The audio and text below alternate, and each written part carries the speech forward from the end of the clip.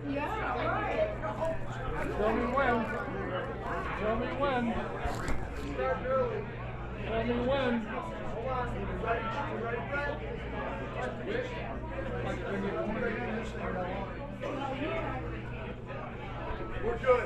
All right, we're going to start a couple minutes early. I want to welcome you to the Autosportradio.com 2016 show. I'm your host, Don Kay, and tonight's show, as always, is presented by Honda and Honda HPD. Founded in 1993 to spearhead Honda's entry into IndyCar racing, Honda Performance Development has overseen successful racing efforts at all levels of the sport, from karting and quarter midgets to IndyCar and prototype sports cars. HPD offers race engines and competition products for professional, amateur, and entry-level racers. For more information about HPD and the company's racing product lines, please visit hpd.honda.com. That's hpd.honda.com. And if you have any interest in the IndyCar series or the Mazda Road to Indy, I highly recommend you go to Trackside Online and sign up. You get all the team PR. You'll find out what's going on at the track. They'll tell you about the weather, they'll tell you everything. So if you're interested, go to tracksideonline.com, and for a couple dollars extra, you can get the ladder program, the Mazda Road to Indy, along with it. And for those of you who have aches and pains and need a chiropractor, allow me to suggest, highly recommend Dr. Rob Schroeder. He's up at 86 in Guyan in the Pitfit building. You can make an appointment by calling 317-388-8755. And if you have not been to the museum, you're missing out on two things, and they're both sitting right here. And it's now you can get a membership, and the degree of the membership comes with perks. We have a little information up here. It doesn't cost you a thing to look at. And if you're a company business and want to entertain your guests in town, take them to the museum. It's a great thing to do. And my website will be up and running by the end of the month when I figure it out, I hope. But Jack at Computer Overdrive can make it happen. And if you're into drones or would like to find out more about drones, the back half of the computer shop, Computer Overdrive, is a hobby shop, and they specialize in drones and radio-controlled aircraft. So stop on by. They're at the corner of Lyndhurst and Crawfordsville Road, the southeast corner. We'll stop in by and see them. They'll be happy that you did. And tonight we have a gentleman with us. His name is Michael Bedar. He's an avid natural foods health researcher and author, and is a co-director of the East Bay Healing Collective in Berkeley, California. He graduated from UC San Diego, where he studied and researched environmental health. Later, for his master's thesis at Kansas School of Holistic Wellness, he surveyed 200 people on their happiness and satisfaction with their nutrition and health outcomes. Come on by. Bailey. Time out, Bailey. So if you're interested, he's written a book. It's called Sweet Healing. He's sitting here tonight with Mr. Schumann and his lovely Ms. Mitchell. Stop by. He's got a book. You might be interested. If you have or know of somebody with diabetes, it's something you might want to read. It's a very good-looking book. Now, my first guest is a gentleman who is a four-time series champion. He drives a red number 9 Target Chip Ganassi car. He is, as I said, a four-time series champion. He has just climbed up. He just surpassed Al Unser in the number of wins. He's fourth all-time in IndyCar, and only 2 behind Michael Andretti. And he, for the fourth time in 7 efforts, he won the Glen. Must like the place. And on top of that, he's a 2008 Indy 500 winner. We're very pleased to have him tonight. Please welcome Mr. Scott Dixon. Thank you. Thank you.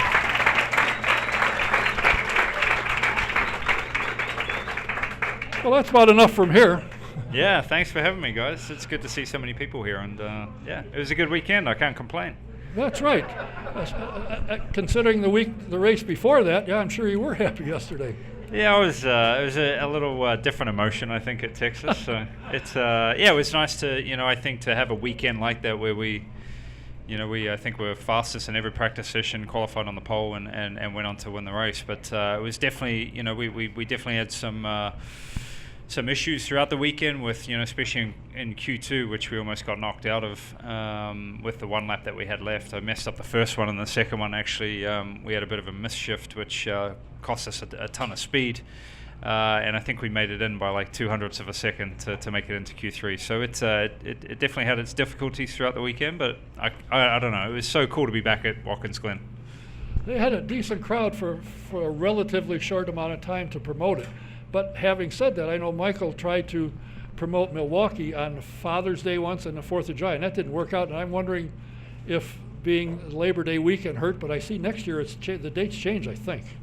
I haven't seen the date for next year. I figured it was going to be maybe the same weekend, but might be. The camping was packed. Yeah. The stands are very large, obviously. I think, and especially on the front stretch there. But there was the one into turn 10 looked pretty packed, and several throughout the rest of the track. But there was a ton of campers out there. It was really cool to see so many people camping, and obviously being a long weekend, there was a ton of them staying Sunday night too. There's several of them that were camping sitting here. There's a couple over here. There's one over there that went out there. Thanks for coming out. Thank you.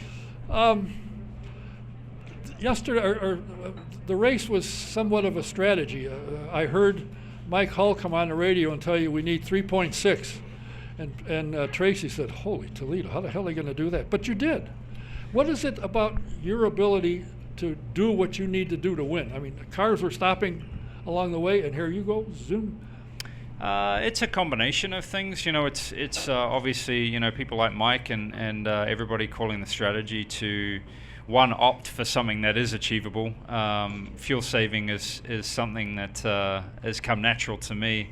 My very first win in 2001 at Nazareth was on a fuel-saving race. But yeah, I think the car was very good. For me to save fuel, you generally need the car to be very positive, so it's quite loose but turns very well. So you can just carry all the speed, and you don't want to use any, try to use the brakes as small as possible or as little as possible, and to carry the speed through. And that weekend was I think we had one of the best cars possible on that weekend, which enabled in the race when we had to get 3.6. I think in qualifying we were getting 2.6 miles to the gallon, so a gallon more is definitely hard to achieve. But Chevy have done a phenomenal job, and maybe we had the Chevy Volt engine in there, the electric car, so it's definitely helped us get to the end of the race. You started racing in IndyCars in, I believe, 2001, and in the middle of 2003 you went with Chip. And you've been with him since 2003. How in the world has that happened? Drivers, they're already talking about guys leaving, going to other teams, and you're still there.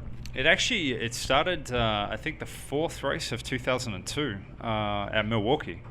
And Pac West, who I was driving with at the time, was also a Toyota team, but they, I think we went to Japan, and then when we got back from Japan, the team was done. And then luckily, had a really good relationship with Toyota at the time, and their big powerhouse team was Chip Ganassi Racing, and somebody at Toyota, I guess, came up with the funding and helped me move to Chip's team and be a satellite team at that point, because it was Bruno Junqueira and Kenny Brack were my teammates at that year, but they had, they already had existing teams, so they kind of added us the 4th race in, and that I've been with Chip ever since. So it's been a long road, but obviously, I think in 2003, our first championship or first year to move to IndyCar racing, during the split there, and obviously to go on to win the championship definitely helped the transition.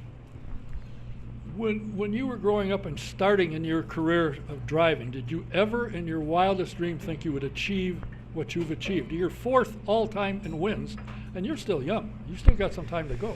I don't know. I'm getting on. I turned 36 this year, so hopefully a few more years. I think the likes of Alio and TK and Montoya, they're helping me out. I think they're 41 this year, so I got hopefully a few more years left in me. But I think as a kid, you dream big. But no, I didn't expect this not to be on, the short list of, AJ Foyt, Mario Andretti, Michael Andretti, then Scott Dixon. It sounds a bit strange. So it's, I feel very lucky. I feel very privileged. I love racing. It's something that I've done, since I was 7 years old, and I can't really imagine doing anything else. So it's been a perfect fit, and luckily it did work out because I'm not sure I'm too good at anything else out there. So. Well, Bob Jenkins started a mulch business. I mean, you could think about that. I could be a gardener, I guess. Do you need some gardening done? No. No? Maybe next year. Yeah. Are you happy with the way the series is and the way it's going for next year with the ovals? Would you like to see more ovals? Because you race well on an oval, unless somebody hits you, of course. I think IndyCar racing's about oval racing, right? Like that's the gist of IndyCar racing. So, that's what I love about this sport is that there's so many disciplines. You got short track ovals, you got super speedways, you got Indianapolis, and then you got road and street courses. And you have to be good at all of them. To win a championship, you can't just be good on ovals, or you can't just be good on road courses. So it definitely is, I feel, the best motor racing series in the world. It's also the toughest, I think. The competition level that we have right now in the Verizon IndyCar series is through the roof. Even if we see other drivers coming from different formulas, they're struggling a little bit. So it's good to see that we have such a competitive field. I think kudos to everybody at the Verizon IndyCar series for getting the schedule set this early. It's 2 weeks ago, which we haven't had that for a long time, and that's huge, I think, and stability. So I think, that's pretty much the bones of the schedule for the next 2 years, which is fantastic outside of any of the additions that we may be having coming on throughout. So, I think for next year, seeing St. Louis back on the schedule is huge. I loved Richmond. I think Kentucky was fantastic. So was Kansas. There's a ton of tracks, but you have to make sure we're going to places that are going to be worthwhile for the fans, that the cars are going to race well at, that are safe, and that put on a good show. So right now they're taking it step by step, and I think they're moving in the right direction. I find it interesting that every driver I've talked to, I said, "Do you like Newton, Iowa?" "Yeah." "Did you like Richmond?" "Yeah, it's great. That's fun." "Did you like Milwaukee?" You guys like the small tracks. It's good. It's fast. When we were at Richmond, the first year we went there, I was with Mark Janes up in the back straight by turn 3. We had to get binoculars to see the fans in the turns. By the time it shut down, we were looking for a place to go up on top because the fans were coming around and it stopped. But the people that I talked to there that go to the NASCAR race said, "Man, these cars are fast." Yeah, they are. And it's good racing, and you drivers seem to enjoy the small tracks, short tracks.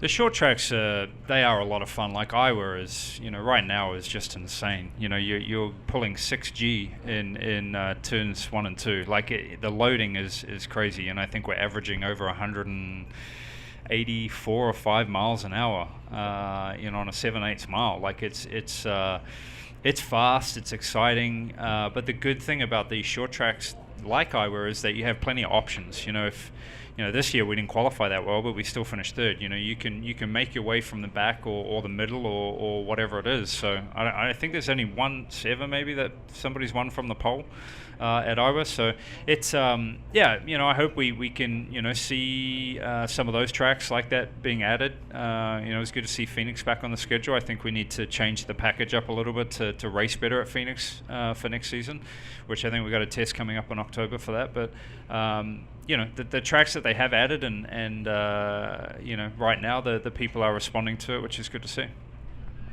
The thing that I had Brian here, I don't know, 6 months ago, and he said the thing that irritates him is a track like Phoenix didn't run for Hui with NASCAR, so they banked the track. He said now it's not as good IndyCar wise. Why don't they fix the car? I mean, if IndyCar's got a problem, they say, well, fix it. So they do. Yeah, I think we have great partners. I think Honda and Chevy do, a great job of changing, whatever needs to be done to the engine or the body kits right now. And there is a lot of flexibility. Firestone, when you change and take a lot of downforce off a car, you can't just do that. You've got to take or change the tire with it. So it is quite complicated. And when you go back for the first time, it's really hard to know how it's really going to play out, because when we test there, you test. You pit when the car feels bad, you come in, right? In the race, you can't do that. You got to keep circulating. So there's many different things. But I think as we build on these races that we've recently come back to, the product is definitely going to get much better. But we have to see where it goes. I know they said they resurfaced the St. Louis track, Gateway, but it seemed to me the last couple times they raced there, the Silver Crown cars had trouble with 3 and 4. It's so tight. And I was told, don't worry, they got more downforce. Yeah, but they got more horsepower. They're faster now. So that's going to be interesting. They've resurfaced it, and that was a big problem, as you remember. When you went through 3 and 4, it was cracked, and it cut tires and had all kinds of problems. So they've hopefully solved that. But it always seemed to me that 2 or 3 and 4 were really tight. Yeah, it's been a while. I don't remember. I think it was 03 or 04 the last time we raced there. I think I remember leading the race, and then we had a gearbox failure. So that's all I remember from there. And the year before that, I think I crashed. So hopefully our return to St. Louis is a lot better than what I remember. Do you like the cars? I mean, there's a lot of talk about the aero package. A couple of drivers, and I'm not sure if you're one of them, said, before we put all that stuff on it, we thought we raced better. Now, do you think that's true now, or do you like where the cars are as far as raceability? I think the first iteration of the DW12 was probably the best racing package. Right now there's so many wings and winglets and aero pieces. The cars they're pretty big piece. And then when you're behind all these things that are sticking up, the air is really disturbed. So. And plus, with all these additions they've put on the top of the car, to slow them down or to make them safer, they've taken a lot of the stuff from the bottom of the car, so the efficient stuff, so you can follow closely and things like that, which is good for racing. So, this year they've had a few tests. I was at one of them that TK and JR Hildebrand did at Mid-Ohio this year, where they've started taking off all the top side downforce and using the floor again, and it was night and day better. So, next year I think we still have one more year of the current body kit, and then they're going to go hopefully maybe into a combined one, which is good for the series, because then the Verizon IndyCar series will have control over everything. And in that move, I think we're going to lose some of the rear. We're going to lose the rear bumper pod, and they're going to use the underwing a lot more, which I think will be a lot better for the racing. You mentioned that there's some young guns coming up, and some of the smaller teams that you wouldn't think of are suddenly competitive. Case in point is R.C. Enerson. Yeah. I know the kid. I've known him for some time. I know his dad fairly well, and I watch him closely, and he's smart. If somebody's coming that's going for a lead, he gets out of the way. There isn't any argument. He just moves over and lets them go, and then starts chasing them. He finished in the top 10. He finished 9th this week, and Dale's other driver, some kid, I think we've probably had him here once or twice, Connor Daly, finishing 4th.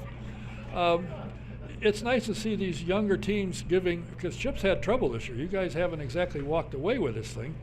It's nice to see some of these younger teams, Joseph Newgarden finishing 2nd, to give you some competition. Oh, we've always got competition.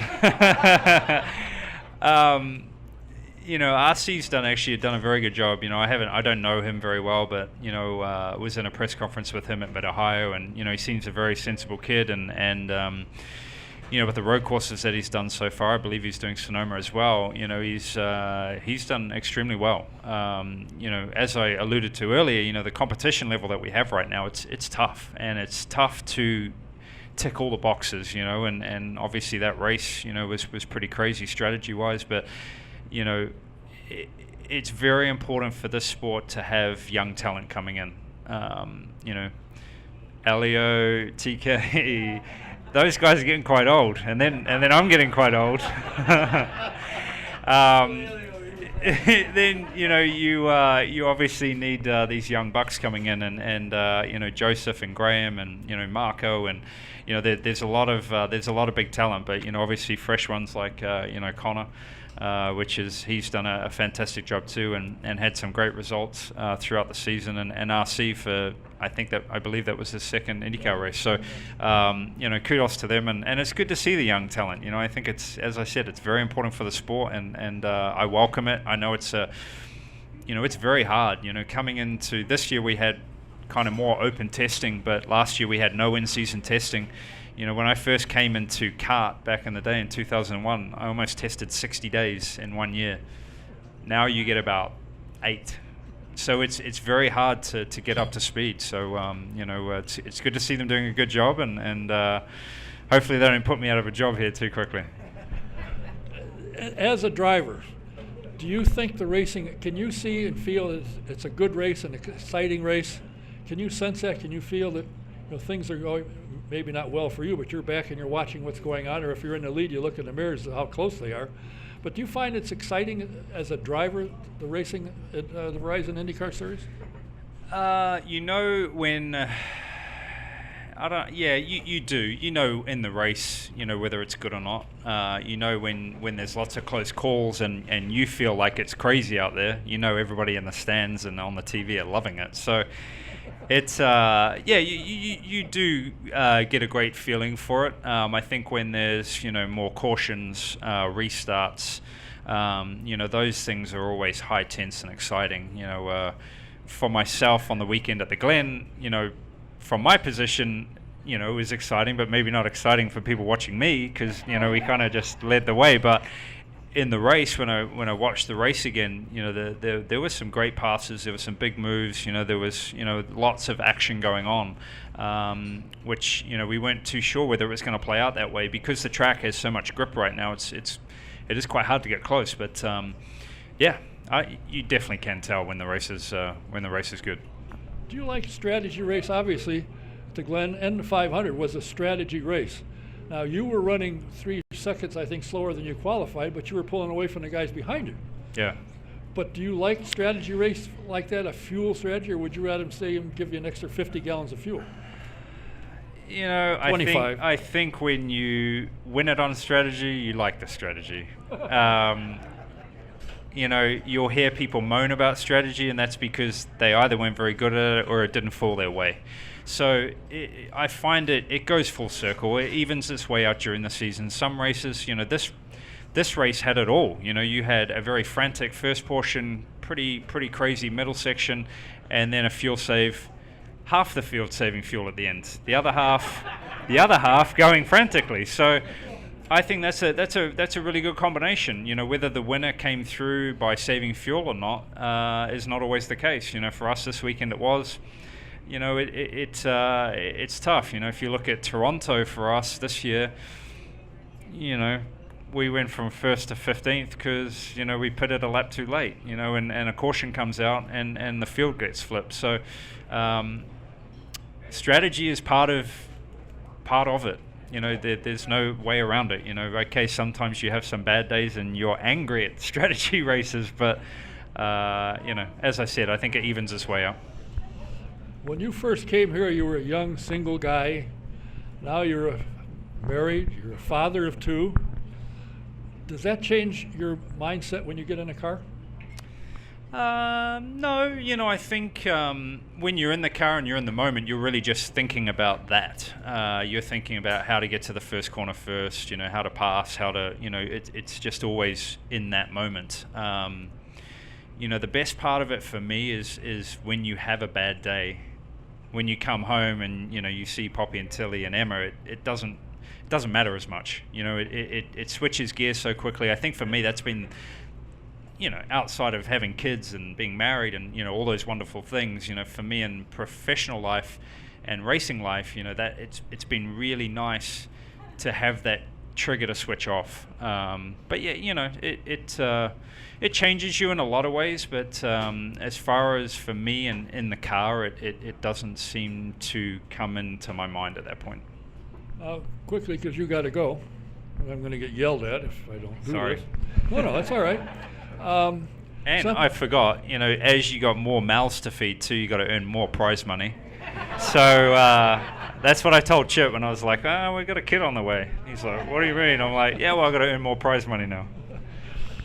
Plus, you got to take care of Wad. You can't let that poor guy just sit with his beer in his hand. That's right, my bus driver. Yep. Yeah. I do. I try to take good care of Wad. Yes, He's a good guy. Yeah, he is. He's a great guy. One last thing. After the race, when they started interviewing you, you took a stop and said, I'm going to donate the prize money to the Wilson Foundation for the girls. Had you had that in mind, or did it just pop into your head?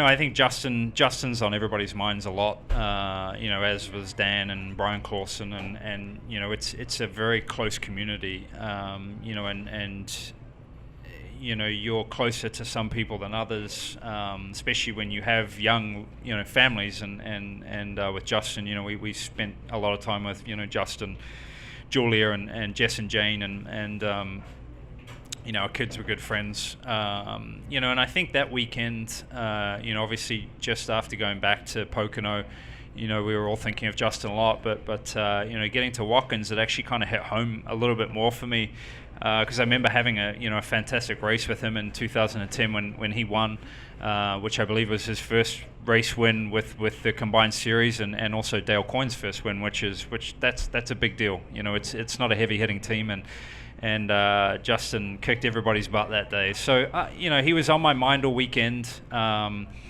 And, I'd been speaking to Julia, and, it's a situation that we all wish could be totally different. That's the simplest way I can think of it. And, Justin was such a nice guy and someone that everybody wanted to, chat to and hang out with just because he was nice. He wasn't... he wouldn't badmouth anybody or anything like that. He was just a real genuine person. So I don't know. I spoke to Emma about it, and I was like, hey, if we, when I got out of the car, I was like, I'm going to donate the money to the Wilson Children's Fund, and hopefully that can help them for their future. It's a lot harder. They've lost their dad, so it was just a small token that we could help, and we obviously miss Justin a lot, and it's very sad. And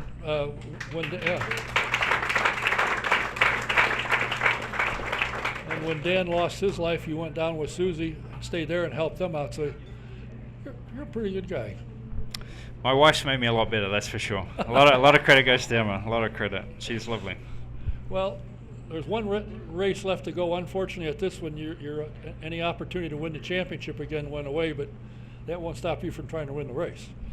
No, we're going for, I think, 3 in a row at Sonoma. So, that's always a good thing to try and. But for us, it's an important weekend. It's going to be the last weekend for a Target car.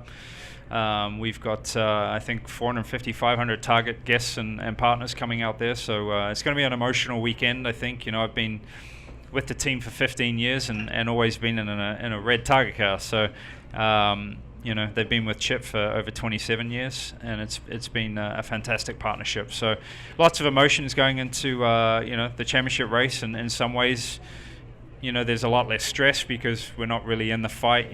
Best possible scenario, we can be second, and worst scenario, we could probably be 8th or 10th. I don't know. It's pretty compact there in the middle. But yeah, we want to finish the year on a high. We've had a very tough season. It's shocking to think that we're tied for 3rd in the championship right now, but we want to finish on a high and have a good one. But it's definitely going to be an interesting race between. I know one person that's going to be happy is Roger Penske, right? He's got 2 guys in the fight. And kudos to obviously Simon Pagenaud, who's done a fantastic job all year, and we'll see if Will Power can bring his A game and maybe snatch it away. Do you think the first race you go to get in your car and it's not red, you'll find it? I'll find it. We've had a lot of paint scheme cars throughout the years, but I'll find it. Don't worry about that. Well, I know you got to go, so I want to thank you for taking the time. I appreciate it. Good luck in Sonoma, and great. It's always fun to watch your race. Oh, thank you. I appreciate it, and I thank you guys all and girls all for coming tonight, and have fun. Thank you. Scott Dixon. Thank you. We came to see you. Uh-oh, another autograph. I'm going to talk to a gentleman sitting here that I've never met, but we're very close personal friends. And you'll find him, I think, rather interesting. But I want to remind you that tonight's show is also presented by Sam Pierce Chevrolet in Daleville, Indiana. You need to come to the country to see why the best prices are, in fact, in the country at Sam Pierce Chevrolet. And you'll also find out why Sam is always at the top of customer satisfaction. Just take I-69 north to exit 34, go east 1 mile, and you won't miss him on the right-hand side. Big dealership, a lot of cars. Great guy, and Sam never sells you a car and stands behind you. He stands alongside you. And if you need any kind of embroidery, no matter what it is, shoes, hats, jackets, T-shirts, whatever it is, Stitches 2 on Gasoline Alley can help you. Give Fran a call. Her number is 317-271-3444. And if it's time for any insurance for your home, your health, your house, your car, or if you have a commercial building you need insurance, VP Insurance can handle it. Give Mike Pardee a call. They're located at 5004 West 16th Street in the beautiful town of Speedway. That's VP Insurance, Mike Pardee. The number is 317-248-0070. Ask him for a quote. He'll surprise you like he surprised me, I'm sure. Again, 317-248-0070. And if you like vintage cars and vintage racing, do yourself a favor, go to svra.com and subscribe to the Vintage Racing Quarterly. It's a fabulous magazine, and you're likely to see cars that you saw as you started out your career in IndyCar watching, and you'll see that they're built and they're back racing again. So check it out, svra.com. Subscribe to the Vintage Racing Quarterly. And this weekend, September 8th to the 11th at Watkins Glen in Watkins Glen, New York, is the 2016 U.S. Vintage Grand Prix at Watkins Glen. If you're anywhere in the area, New York area, go up there and take a look. You will be thoroughly impressed and see some absolutely beautiful cars. And do you have a kid that's 9 years old and like to get them started in IndyCar racing? Take them for a ride. Go out to the Speedway. They run every day. And if a kid is 9 years old and over, they can take a ride in the car and mention my name, and you'll get the photograph that they take at the end of the trip absolutely free. And if you're planning a party for your company or a Christmas party, it's not that far away, hire a professional, somebody who's been in the business of organizing events for 25 plus years. Tony Meyer. You can give her a call at 317-515-7929 or email her at tmeyer, M-E-Y-E-R, tmeyerindy63 at AOL.com. Now, my next guest is a gentleman that I just met a few minutes ago, and we've come very close. He is the founder of the 500 Collectible Collection? Collector. He's out of Carmel, but he's got a bazillion things that they have, they collect, they sell, whatever is collectible for the Indy cars. Please welcome Mr. John Blaze. Thank you so very much. Thank you. Now, I've been talking with you for months trying to get you in here, and I can't believe that through Noggles goggles you staggered in the door. Well, I'm very honored to be here. I've listened to your show many times, and you still came here? And I still came here, yeah. That's amazing. And following Scott Dixon, I mean, what a great honor that is. He did a great job, and what a very nice person he is. Do you want me to tell a little bit about the club? Yeah, well, it's 100 years of 500 miles, it says, in your book. Is that your book? Well, actually, it's a book that I have a driver's sign. I think I've got 19 winners in there and over 100 drivers. You haven't got my autograph. I'll get it before No, we I go. didn't win anything, so never mind. Well, you're a good friend, though. Yeah. Yeah. So what started the club? What is it about? Well, my father first took me to the Indianapolis 500 in 1962, so I've been going that long. Me too. And during those years, and I was fascinated with the drivers, and so I started collecting autographs of the drivers, like a lot of kids did back then. And then there's a big memorabilia show that's held the day before the race here in Indianapolis. And it started out in Howard Johnson's downtown, so just being a fan, I went to it. And I saw all this great memorabilia, and they had drivers' helmets, drivers' gloves, and autographs, and pieces of cars. It just fascinated me. And so I started collecting memorabilia in 1977, basically. And from there, I kept asking, every year I'd go back to this big show, and it's the largest automobile racing show in the world. And a lot of people don't realize that. They would get over 10,000 fans would come through there every day. And there was always a club that I wanted to join of fellow collectors. And they said there wasn't one, so I started one all by myself. That solved that problem, didn't it? That solved that problem. It started to grow, and we've got over 350 members in the club from around the world. A lot of famous race drivers have been members of the organization, Roger Ward and Rick Mears, and others. And it's just been a labor of love. So the organization, we're celebrating our 31st year, and so we've been around for quite a long time. And so we collect all different kinds of things. So what do? You collect it, now what? Do you guys just get together and say, look what I found? Yeah. Or do you have a show and sell? Yeah, well, actually the show they have now behind the pagoda the day before the race is a bunch of guys that were in the club are the ones that approached the Indianapolis Motor Speedway and said, hey, can we have a show here? And the Speedway thought it was a great idea. And I don't know if you've ever been to that show or not, but it's quite impressive. There's so many people that go to that. It's just packed all day long. But it was our club that got the ball rolling on that. So if you're a collector, if I was to join your club, then I could intermingle with your other members and see what they have and what they've collected, and we could tell stories about how I got AJ's helmet when he wasn't looking and stuff like that? Exactly, yeah. That's just loads of fun. Again, we've got members from around the world, Brazil and Japan and France and England, and everybody just has a great time doing that. You can put free want for sale or ads in the newsletter, and the dues are like $15 a year, and you get a newsletter once every 3 months. Or whenever you have time. Or whenever I have time. How do you join your club? Basically, you can contact me, and I have an email address. It's John Blazier, JOHNBLAZIER 1017 at gmail.com, and I'll make sure you get an application and get you signed up. It's a great thing because you can celebrate the Indianapolis 500 all year long.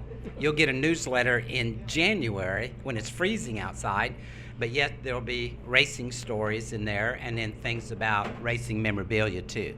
So it really is a pretty cool thing. Everybody really likes it. Now, I've been around racing a long time. I should have retired a long time ago, but I didn't.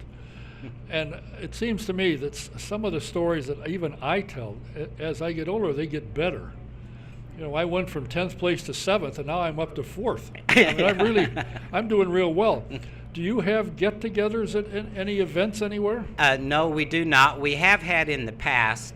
We started the club was first organized January 1st, 1985, and in the late 80s and early 90s, we would get together and have a meeting with while everyone was in town.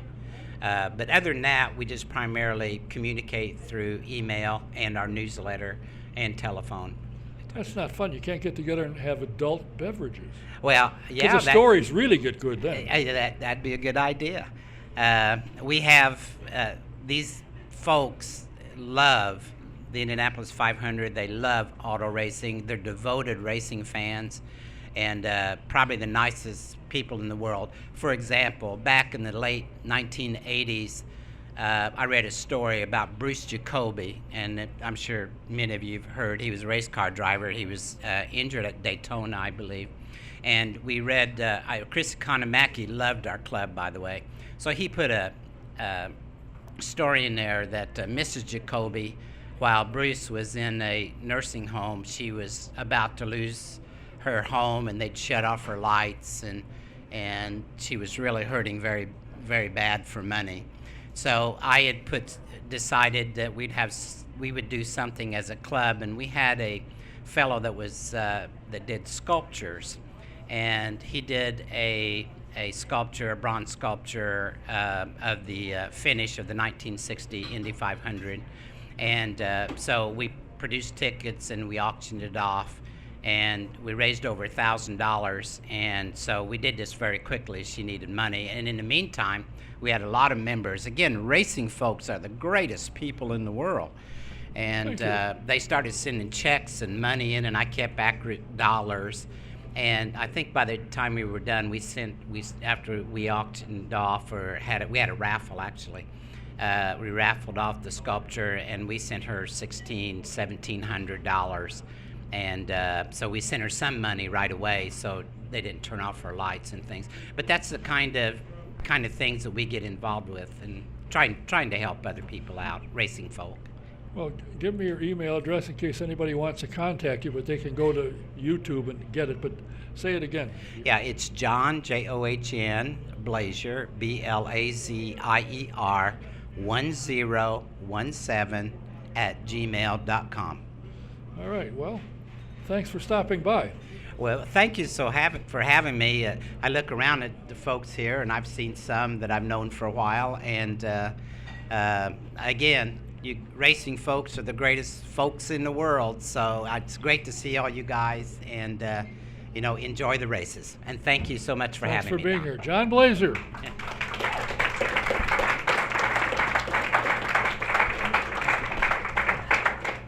I'm now going to take a chance. I introduced this guy. I've known him for probably 30 years. I don't think he's happy about that, but I'm kind of proud myself. And I keep letting people know that he is a Canadian Sprint Car Hall of Famer. I worked with him when he was head of the fabrication for Dixon Racing, and this man was able to take, when somebody would bend a piece of the car suspension piece, this man could fix it, make it better than it was to start with, stronger, but when it was to hit the wall and was to break, it did, but it didn't bend for no particular reason. He's done more fabrication on more cars and spent most of his time in his driving days fixing everybody else's car instead of his own. But he's one of the great guys in racing, one of the people that I could tell stories about some of the stuff we did to him, that he did to himself, but I haven't got time. He's one of the best. Please say hello to Mr. Eldon Rasmussen.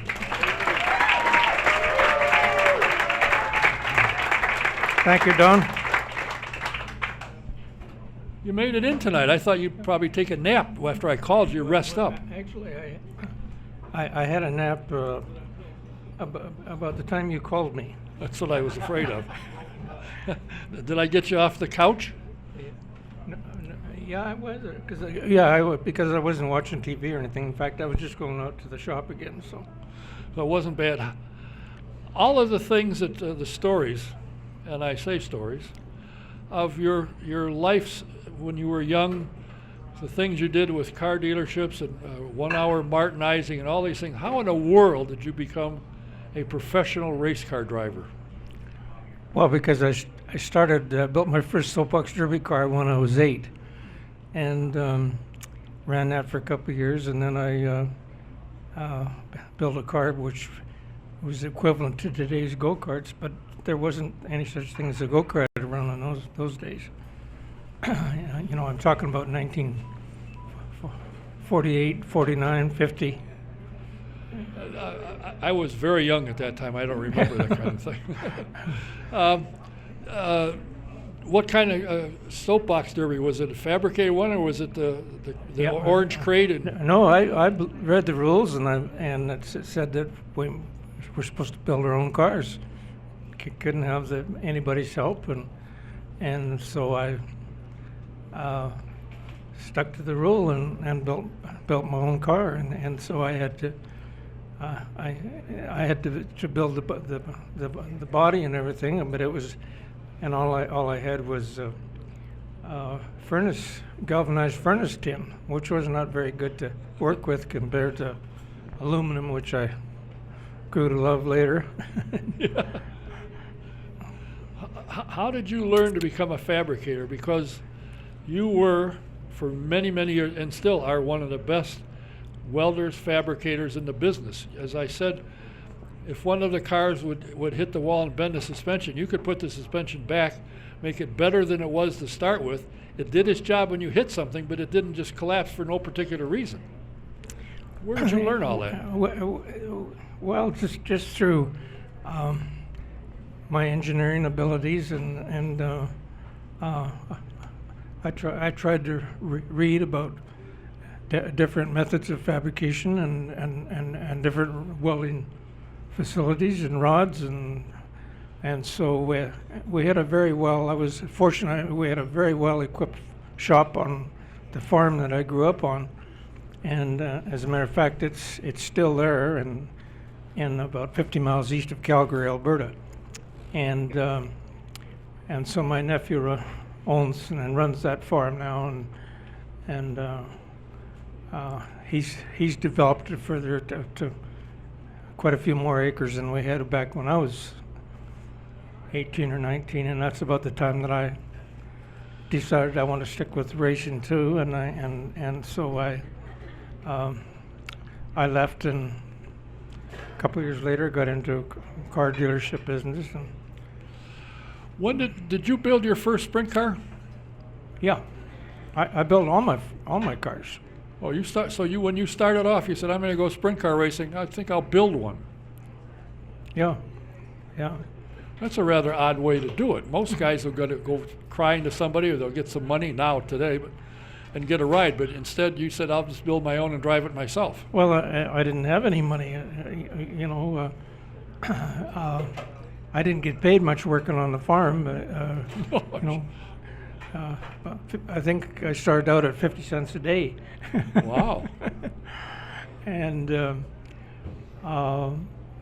but my dad was he developed the first grain loader for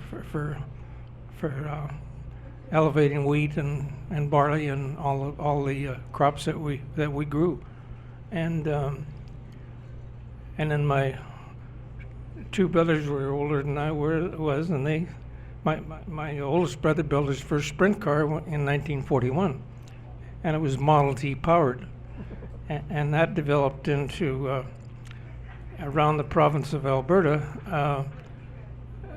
There was, there were all dirt tracks, even the half-mile tracks like in Calgary and Edmonton, and they were the two biggest cities, and so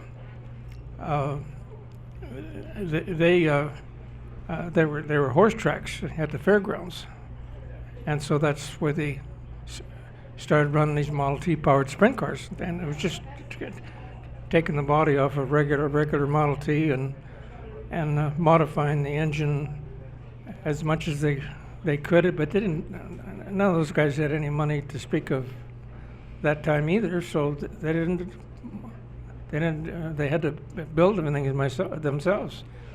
So if you ran a race and won it, did they pay you anything? Yeah, a big win, like for the two biggest cities, Calgary and Edmonton. A win might get as much as $500. Wow. And later on, that became 1,000. But there wasn't much money around, and they only charged, a quarter for people to get in and watch the race. So things have changed. How many years did you race in Canada before you came down here? Well, I started running on I met Art Pollard in '56 in Eugene, Oregon, and because my two older sisters lived there. My grandparents on my mother's side had bought a small acreage there, and they were growing whatever flowers and mostly flowers they could sell, and make a few dollars on And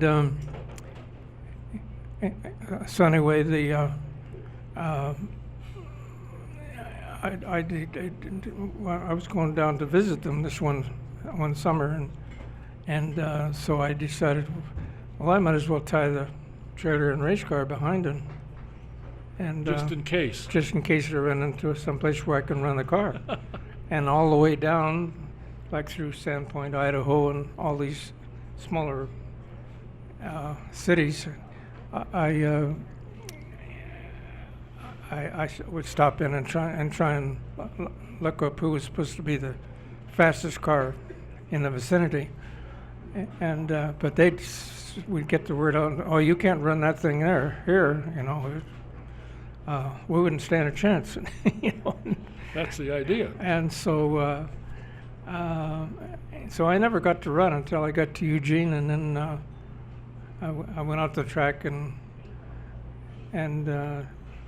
things were a lot different in those years, because I parked at one end of the infield. It was a half-mile track, and we had pit area was on the inside, and that's where we parked our cars, and so on. And anyway, I parked sort of down on the southwest end of the track, and as the guys came in and unloaded their cars, they parked up towards the north end of the track. Nobody ever did come down and say hello or talk to me or anything, and then until at the very last minute, in comes this brand new Pontiac station wagon, beautiful car, and I pulled all the way down and parked right beside me, and guy gets out, and he's got his hand out, and there's a big smile across his face, and he says, "Hi, I'm Art Pollard," and I says, "Oh, really?" I says, "I've heard about you a lot," and I says, "As a matter of fact, you set the track record here last Saturday night, didn't you?" And he says, "Oh, yeah," but he says, "That, you know how that goes. They're made to be broken." And so I said, "Well, I walked around the track here, but I'm not sure what overall gear ratio I need, or how much stagger I need across the rear tires and so on." But I said, I only have 4 extra wheels and tires with me, so there's not much selection. So anyway, he says, "Well, I run normally here on this track. I run about 3.5 inches of stagger," and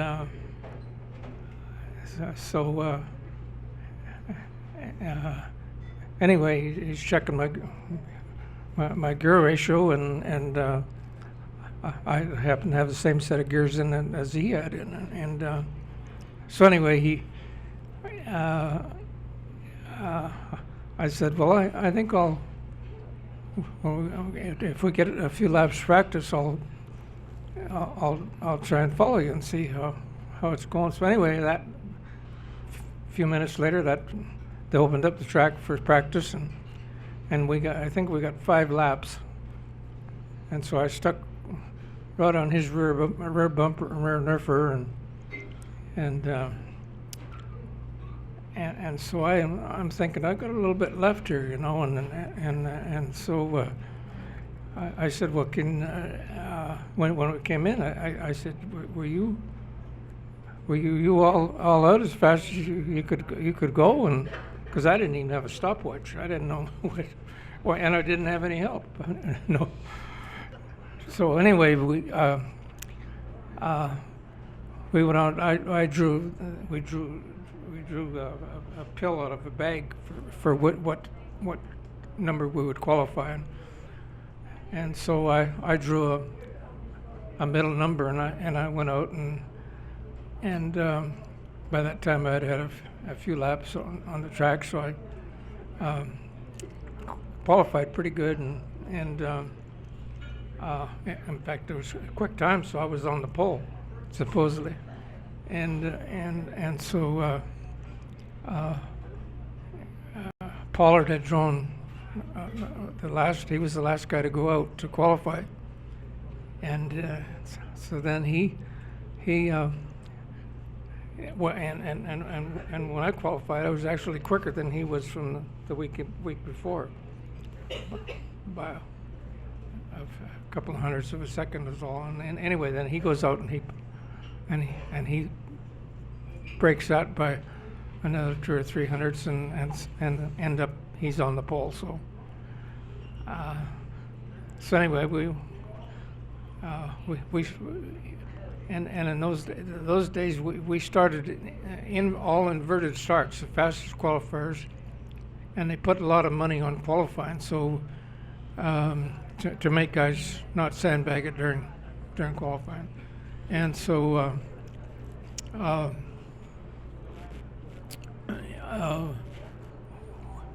I just stuck behind him. Pretty much all well, I ended up in a different heat race than he was in, so I won my heat, and then he was in the next one, and he won it. So then we're both in the main, but we're starting tail end, and so we worked our way up through the pack, and we ended up finishing first and second. Who was first? Pollard. Oh. Now, did you let him win so you could be pals when you came here to race? Yeah. Well, then we went on from there. I invited him up to Edmonton to run the what we called our Gold Cup race. It was the biggest race of the year, and it was on Labor Day. And that paid back then. That was the highest paying rate. Paid $10,000 to win. Wow. And so there wasn't any other tracks, and we ended up. On that was on the Canadian American Modified Racing Association circuit, CAMRA for short, and we ended up putting that whole program together, and we actually started CAMRA in 1960, and we made a lot of new rules that we came up with the down tube frames and stuff, which and cages. When I got here in '67, and I towed over to Dayton, Ohio, with my sprint car, and they wouldn't let me. I unloaded it, and they wouldn't let me run it because it had a cage on it. USAC. So I was not real happy with USAC for a long time, and we finally got cages mandatory. 7 years later, it took to get them in as mandatory options. Well, we could sit here until next week, because I know you well enough to know you did most everything. I mean, as long as I've known you, did most everything yourself. When some of the heavy hitters would damage their car, instead of you working on yours to make it better after you came off the track and there was things you could do, you ended up fixing their cars. Yeah. Which made it difficult for you to get yours up to top speed. Well, I had to make a living, and yeah, that's strange how that happens. Did you have kids? Yeah, I had 4. Did they like to eat? Yeah. Well, see, that's the problem. If you didn't have that, it would have been much easier. And they like to go to school and well, go to college, and so it was tough. Well, one of these days we'll get you back. We'll continue on from the Art Pollard days to the Indianapolis Motor Speedway. I met Art Pollard. In fact, when he killed, he was just opening Art Pollard car washes, I think, up in Bedford, Oregon. Yeah. Just had that program put together, and he lost his life here. Yeah, he was a wonderful guy. He was a great guy. And we were all as we formed CAMRA, then we picked up guys like Jim Malloy, was the Colorado champion for years. Billy Foster was from Victoria. He actually came here before the rest of us. He came in '65, and he was rookies with the famous rookie crop of '65, and which included Billy and Johnny Rutherford and Al Unser Sr. and George Schneider. There was 13 guys that year that were rookies here at Speedway. Some of the best. Yeah. And the young man that was here has just climbed over all of them, including Al Unser, to being fourth all time with 40 wins. Remarkable. Yeah. It was really wonderful to listen to your first guest. His name is Scott. Remember Yeah, him? I know. yeah. Well, yeah, I called you he's a this great guy. afternoon and said, "Can you chat with me?" You said, "I guess." What are you going to ask me? I don't know. Try and ask you something you can answer. We will do this again and continue on. But we need to go home. I've got laundry I have to fold. Yeah. And I was told that the patio door needs to be I washed. checked with Sharon. I don't. Oh, sure, she'd say no. No, here, shook sure. her head. Oh, heck, she did it while I was here. Oh, well. But Eldon, you are one of the best. I have to say, we've had a lot of laughs together. We've had a lot of laughs at you, with you, and because of you, actually. In fact, when our good friend Nick Kranz and I would come down, this is honest to God, this is true. He'd come. Nick was up somewhere in an executive suites, and he'd come out. It's lunchtime. Okay.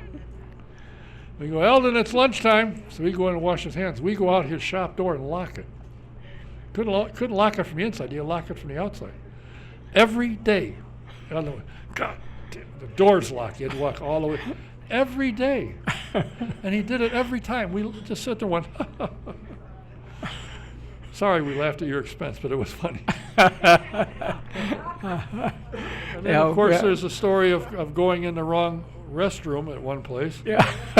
Yeah. And you and I are laying on the floor. Yeah, that was just 30 years ago. I know. Now it's more common. They got the signs on them, I guess. That Yes. But that was one of the funniest things that I Oh, jeez. was ever. That and coming back from Part of- Mid-Ohio, you decide the traffic's not moving, so you're going to go in the median. And I said, I don't think it's a good idea, Eldon. Oh, yeah, it's fine. Bam! What the hell was that? He blew a tire. Oh. So Dick gets out of the car. I won't tell you where he went or why, but when he come back, that was funny. Anyway, I appreciate your Yeah. time. We'll do it again. Sounds great. A Hall of Famer, Eldon Rasmussen. I just want to credit you with a terrific show here. I don't very rarely miss it. On Tuesday nights, that's the big night, and this it's sort of like an old timers get together, you know. And, Yeah, it is. And, Well, don't say that Bailey's here. She's not an old timer. Scott's not an old timer yet either. They're just kids. well, they're coming up just like the younger drivers, you know. Yeah. All right. Thank you, sir. Okay, well, thank you, and thank you everybody for coming. Eldon.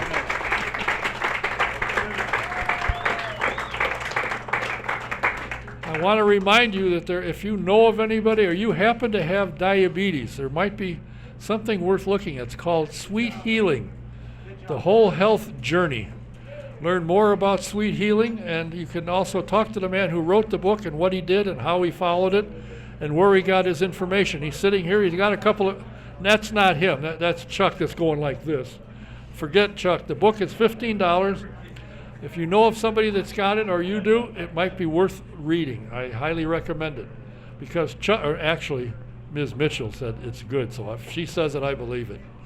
Next week we'll be here. I've got a couple of people that I've talked to about being here.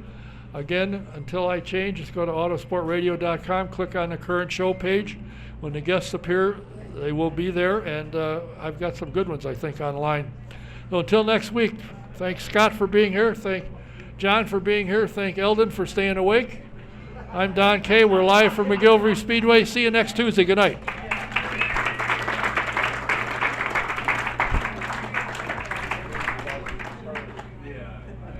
And incidentally, somebody said, how in the world did you get